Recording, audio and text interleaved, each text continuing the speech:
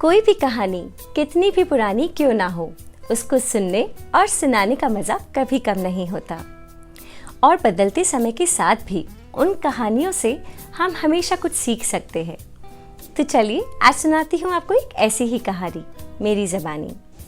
एक बार एक राजा अपने बहुत सारे सिपाही और मंत्री को लेकर शिकार पर जाता है, लेकिन गलती से रास्ता भटक जाता है और भटकते भटकते लाख ढूंढने पर भी ना सिपाही मिलते हैं और ना मंत्री।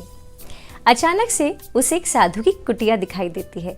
वह वहाँ जाता है तो देखता है वो साधु बाबा अंधे होते हैं। वह बड़े आदरपूर्वक उनके पास जाता है और पूछता है, सूरदास महाराज, क्या आपने यहाँ से किसी को गुजरते हुए सुना है? साधु महात्मा मुस्कुराते हुए कहते हैं, हाँ महाराज, पहले आपके सिपाही यहाँ से गुजरे हैं और उनके पीछे पीछे मंत्री भी इसी दिशा में गए हैं। आप इधर से जाइए, आपको दोनों मिल जाएंगे।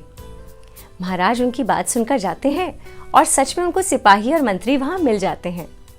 अब महाराज कुछ आश्चर्य में पड़ जाते हैं कि वो साधु तो अंधे थे, तो उन्हें कैसे पता चला कि पहले सिपाही गुजरे, उनके पीछे मंत्री, और उन्हें मुझे भी महाराज कहकर बुलाया। वो इसी आश्चर्य से होकर उनके पास फिर से जाते हैं और उनसे पूछते हैं, साधु महाराज, आप मुझे बताइए, आपको कैसे पता चला कि पहले सिपाही और फिर मंत्री गुजरे हैं? आप तो देख नहीं सकते ना?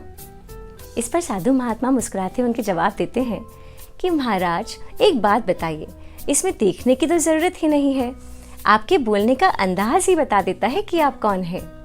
जब सिपाही मेरे पास आए तो उन्होंने मुझसे पूछा, ए अंधे, यहाँ से किसी को गुजरते हुए सुना है? मैं समझ गया यह कोई नीचे ओहदे वाला गैर संस्कारी व्यक्ति है और वह सिपाही ही हो सकता है। उसके बाद जब मंत्री महोदय मेरे पास आए तो उन्होंने मुझसे कहा, बाबा, यहाँ से किसी को गुजरते हुए आपने सुना है? मैं समझ गया यह कोई संस्कारी ऊंचे ओहदे वाला व्यक्ति है, इसलिए मैंने आपसे कहा यहाँ से मंत्री महोदय गुजरे हैं।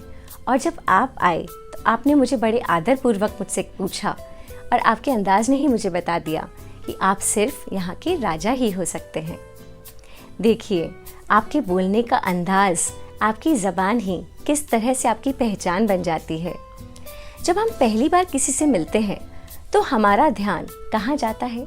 उसके पहनावे, रहन सहन और उसकी शक्ल सूरत हमारा सारा ध्यान खींच लेती है। लेकिन अगर उसकी ज़बान में मिठास नहीं होती, उसका बात करने का अंदाज अगर अच्छा नहीं होता, तो ना तो उससे बात करने का मन करता है, ना ही वापस मिलने का। इसलिए ध्यान रखिए कि जब हम किसी से बात करें तो उसका अंदाज हमारा मीठा हो, सामने वाले को मीठा लगे और दिल को सुकून देने वाला हो। वो कहते हैं ना, speak in such a way that people love to listen to you and listen in such a way that people love to speak to you. Thank you very much. ऐसी ही कहानी लेकर फिर से जल्द ही मिलूंगी आपसे। तब तक के लिए bye bye and take care.